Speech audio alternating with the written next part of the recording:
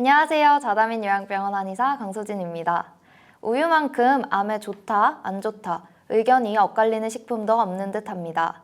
하지만 지금까지의 연구로는 암 환우분들이라면 우유를 드시지 말라고 말씀드리고 싶습니다.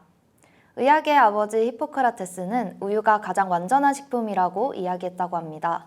그만큼 우유는 예로부터 칼슘이 풍부해 뼈 건강에 좋고 인, 비타민 D도 풍부한 식품으로 꼽힙니다.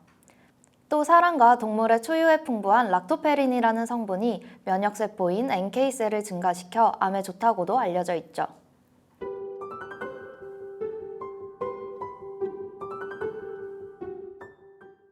건강에 도움이 되는 우유, 그러나 우유에도 단점들이 있는데요. 먼저 우유의 핵심 영양분인 당, 지방, 단백질 중에서 지방에 대해 먼저 이야기해 보겠습니다. 우유는 포화지방 함유량이 높다는 우려가 있죠. 하지만 최근의 연구인 미국의 보스턴 터프츠 대학 식품영양과 교수의 말에 따르면 포화지방에는 여러 종류가 있으며 각각은 건강에 미치는 잠재적 영향이 다르다. 포화지방 함량만으로는 식품을 판단할 수 없다고 합니다.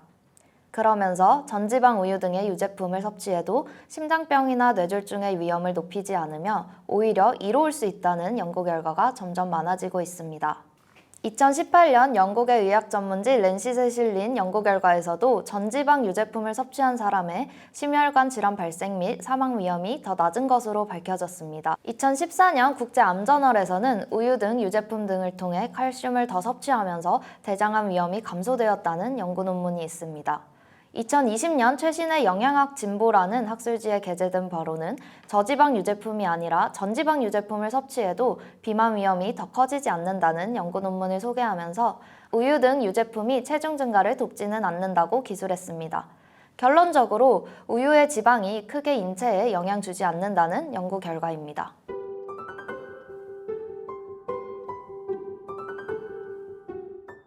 우유의 영양성분 중 또 우려되는 것 중 하나가 바로 유당입니다. 한국인의 8, 90%가 유당을 분해하는 효소가 부족한 유당불내증을 앓고 있는데요. 공복에 우유를 먹으면 배가 부글부글 끓으면서 설사를 경험해 보신 분들 많이 있으시죠? 사람에 따라 그 정도가 다른데 설사를 한다 해서 영양 흡수가 되지 않는 것은 아니지만 유당이 장세포를 손상시키기 때문에 장이 예민하신 분들은 우유를 드시지 않는 것이 좋습니다. 특히 암을 진단받은 저희 환우분들 같은 경우에는 세포가 재생하는 속도가 다른 분들에 비해 조금 더디기 때문에 더욱 조심하셔야 합니다.